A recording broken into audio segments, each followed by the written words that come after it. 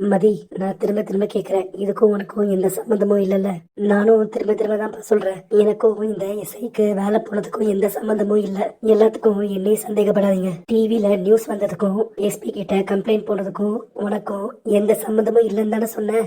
ஏன் போய் சொன்ன? உண்மை சொல்லு. நீ தானே ஆளை வச்சு வீடியோ எடுத்த, நீ தானே கம்ப்ளைண்ட் பண்ண.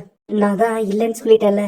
அதையும் மீறி உங்களுக்கு சந்தேகம்னா நீங்க போலீஸ் தானே, கண்டுபிடிங்க. சாரி, நீங்க தான் இப்ப போலீஸே இல்ல, சஸ்பென்ஷன்ல இருக்கீங்க. தேவையில்லாம நீங்க கலாட்டா பண்றீங்க. வெளியில போங்க.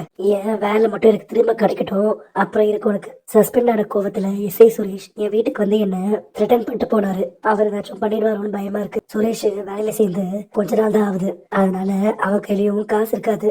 அவனால இப்போ லோனும் போட முடியாது. அதனால கல்யாண செலவு எல்லாத்தையும் நீயே பாத்துக்கோ. என்னங்க பாத்துப்பீங்க? உங்ககிட்ட எங்கெங்க இருக்கு பணம்? பாக்கியராஜ் தான் சரின்னு சொல்றல. உனக்கு என்ன பிரச்சனை? இப்பதான் காது குத்து நடந்துச்சு, அதுக்கு எவ்வளவு செலவாச்சு தெரியும்ல. ரேவதி கல்யாணத்துக்கு வாங்கின கடனை இன்னும் அடைக்கல. பேங்க்ல வாங்குறதுக்கு இனிமேல் எந்த லோனும் இல்ல. எல்லா லோனையும் வாங்கியாச்சு. கொஞ்ச நேரம் பேசாம இருமலரு. நீ இப்போ ரொம்ப பேச ஆரம்பிச்சிட்ட. செலவு எல்லாத்தையும் நான் எப்படியாச்சும் பாக்குறேன். இப்படி சொல்லிதான் ஊர் முழுக்க கடன் வாங்கி வச்சிருக்கீங்க. காலையில இருந்து ராத்திரி வரைக்கும் இந்த வீட்டுக்காக தான் நான் உழைச்சிட்டு இருக்கேன். ஆனா எனக்கு ஒரு மதிப்பும் இல்ல. வீட்டுக்கு தான் அவ்வளவு செய்றீங்களே, அப்படியே ஒரு சமையல் வேலைக்கு ஆள் ஏற்பாடு பண்ணுங்க.